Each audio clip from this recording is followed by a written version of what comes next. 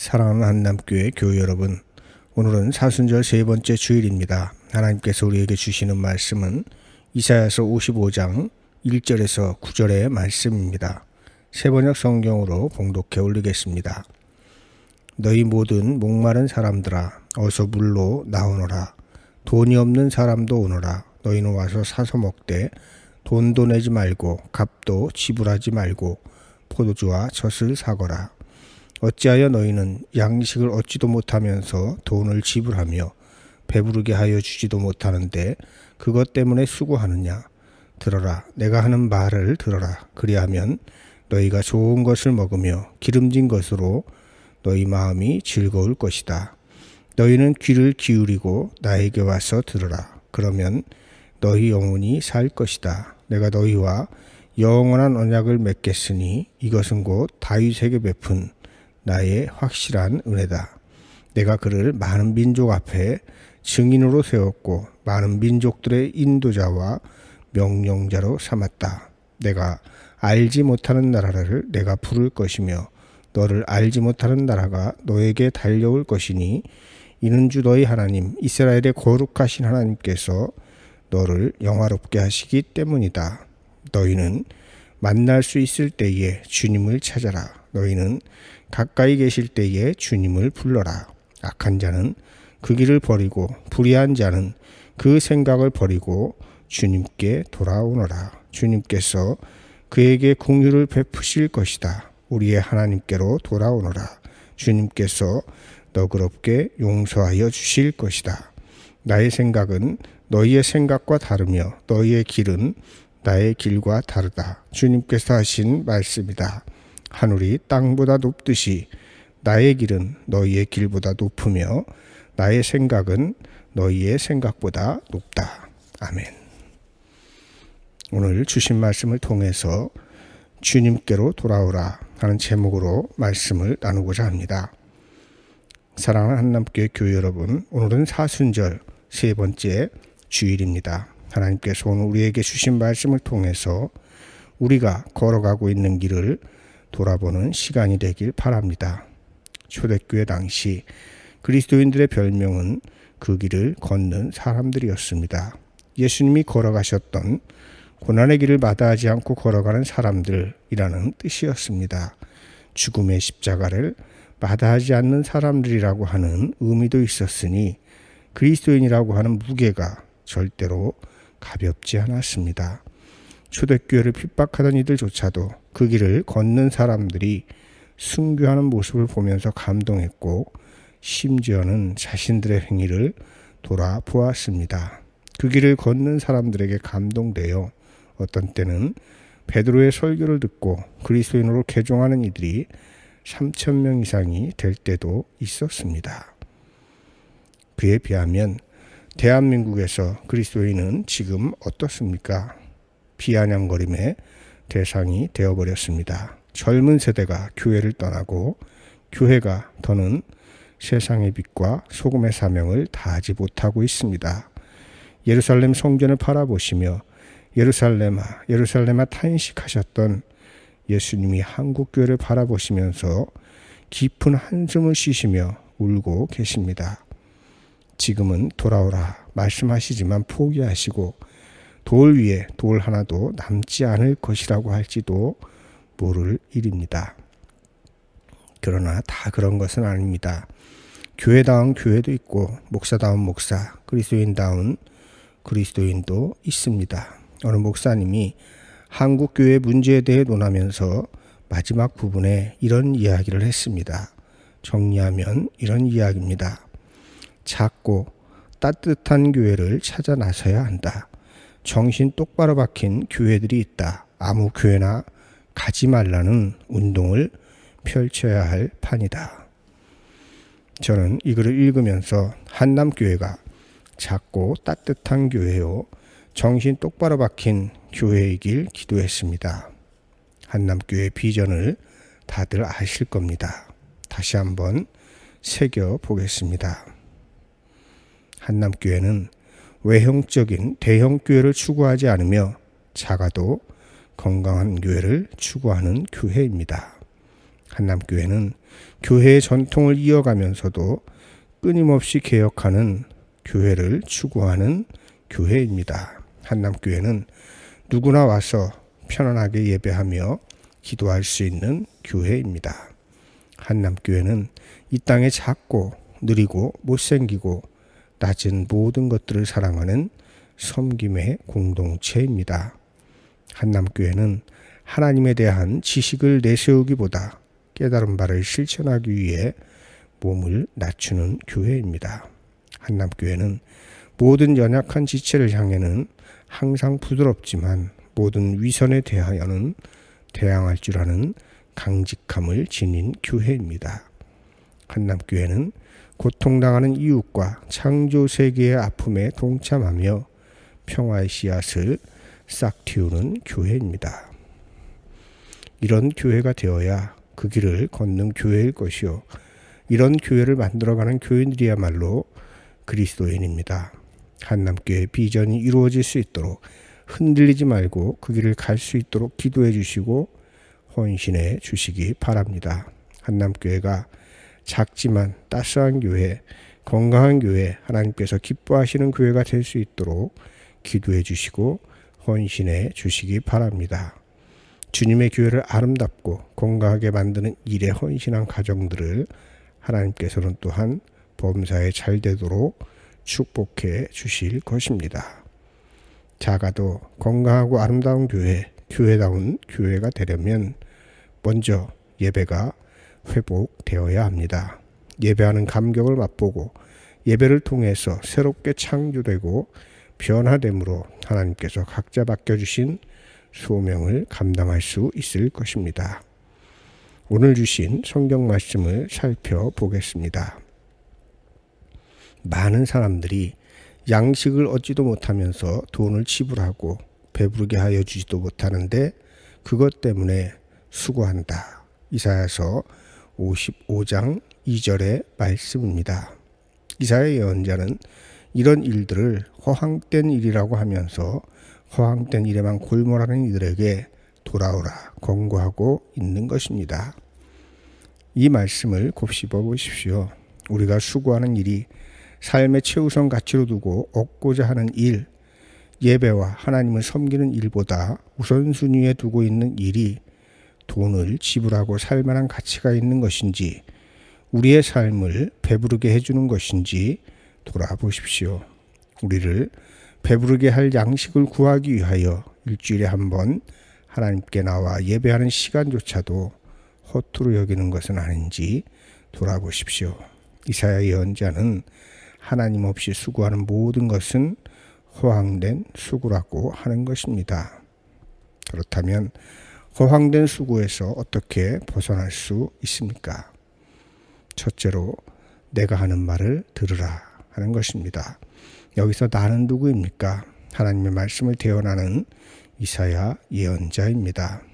오늘날 이사야 예언자와 같은 역할을 하는 이들은 설교자요 목사입니다. 그러나 목사의 말을 잘 들어라 이렇게 해석하면 안 됩니다. 하나님의 말씀을 대언하는 목사의 설교를 잘 들어야지 자기의 뜻을 전하는 목사의 설교를 잘 들어야 한다 하는 이야기는 아닌 것입니다. 듣는다는 것은 귀로 듣는 것만을 의미하는 것이 아니라 말씀을 듣고 실천하는 것을 의미합니다. 저는 사사로이 말씀을 풀지 않고 전하기 위해 노력합니다. 물론 부족한 점도 있습니다만 책에서 말씀을 듣고 홈페이지에 있는 그간의 설교문을 묵상하시면 제가 전하고자 하는 일관된 메시지가 무엇인지를 가늠하실 수 있을 것입니다. 둘째로 너희는 귀를 기울이고 나에게 와서 들으라 하는 것입니다. 여기서 나는 누구입니까? 여기서는 이사야가 아니라 말씀하시는 주체이신 하나님이십니다. 이 하나님은 우리와 영원한 언약을 맺으신 하나님이십니다. 다윗에게 은혜를 베풀어 주셨듯이 우리에게도 같은 은혜를 베풀어 주시겠다는 것입니다. 5절의 말씀을 보면 이스라엘의 거룩하신 하나님께서 너를 영화롭게 하시기 때문이다 하십니다. 즉 하나님의 말씀에 귀를 기울이고 그의 말씀을 들으면 우리의 삶을 영화롭게 해주시기 위해 하나님께서 힘쓰시겠다 하는 말씀인 것입니다. 그러니 허황된 수고에 골몰하지 말고 하나님의 말씀에 귀를 기울이며 살아가라는 말씀입니다. 그렇다면 하나님의 말씀을 어떻게 듣습니까? 1차적인 텍스트는 성경입니다. 그와 관련된 신학 서적도 1차적인 텍스트라고 할 수 있을 것입니다. 그리고 2차적인 텍스트는 설교입니다. 설교자는 성경 말씀에 대한 깊은 묵상과 이해를 통해 설교 한 편에 자신의 신앙 고백을 담아내야 합니다. 설교를 통해 교인들에게 하나님의 말씀을 들려주는 것입니다. 3차적인 텍스트는 자연입니다. 자연은 침묵하고 있는 것 같지만 침묵의 소리를 통해 우리에게 하나님의 말씀을 전해줍니다. 자연의 소리에 귀를 기울이는 훈련을 해야만 침묵의 소리를 들을 수 있습니다. 그리고 4차적인 텍스트는 우리의 일상입니다. 하나님은 우리의 모든 일상, 모든 곳에서 우리와 함께 하십니다. 이렇게 성경, 설교, 자연, 일상 속에서 끊임없이 하나님은 말씀하고 계시는 것입니다. 하나님의 말씀에 귀를 기울이는 시간, 그 시간이 언제입니까? 그 시간이 바로 주일 예배 시간인 것입니다. 그리스도인이라면 최소한 일주일에 한 번은 이런 통과 제의의 시간을 가져야 할 것입니다. 셋째로, 너희는 만날 수 있을 때에 주님을 찾아라 하는 것입니다. 우리가 착각하고 있는 것 중에 하나가 내일이 있을 것이다 라는 기대입니다. 물론 내일에 대한 기대를 갖고 살아가지만 오늘을 마지막 날처럼 생각하고 살아가야 합니다. 어쩌면 오늘이 이번 주가 주님을 만날 수 있는, 찾을 수 있는 마지막 날이 될 수도 있습니다. 내일의 일은 아무도 알지 못합니다. 그 깨달음이 지금 여기에서 까르페 디엠인 것입니다. 아직까지 우리에게 생명을 주신 이유는 주님께로 돌아오라고 주신 기회의 시간을 주신 것입니다. 이 기회의 시간을 잘 선용하시길 바랍니다.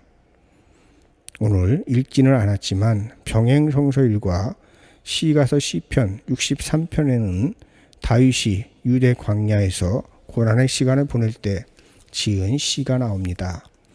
이 몸이 주님께 매달리니 주님의 오른손이 나를 꼭 붙잡아 주십니다. 노래합니다. 자, 이런 심정으로 주님께 돌아와야 하는 것입니다. 허황된 수고에 빠지지 마시고 주님께 매달리시기 바랍니다. 주님께서 여러분을 도우실 것입니다. 그렇다면 주님께로 돌아오라고 하시는데 주님께로 돌아오지 않으면 어떻게 될까요? 병행 본문 고린도전서 10장 1절에서 13절에는 광야에서 우상 숭배하다가 멸망당한 이들의 이야기를 통해서 경고합니다. 우상 숭배는 영적 간음이요 그리스도를 시험하는 일이므로 멸망당할 수밖에 없다는 것입니다.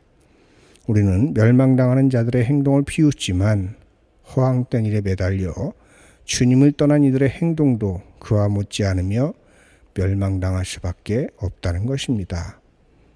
그리고 병행본문 복음서 누가복음 13장 1절에서 9절의 말씀은 회개하지 않으면 망한다 하는 제목의 말씀입니다. 열매 맺지 못하는 무화과 나무의 비유를 들면서 한 해의 유예기간을 주지만 내년에도 열매를 맺지 못하면 찍어버릴 것이다 하는 말씀입니다.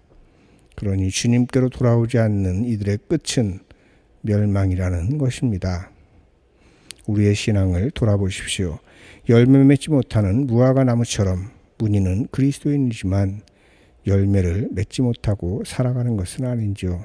올해까지는 열매를 맺지 못해도 참으셨지만 유예기간이 지나면 찍혀버릴 운명에 처한 무화과 나무 같은 우리는 아닌지 돌아봐야 하는 것입니다. 말씀을 정리하겠습니다. 아리스토텔레스의 시학에 판단착오라는 개념이 나옵니다.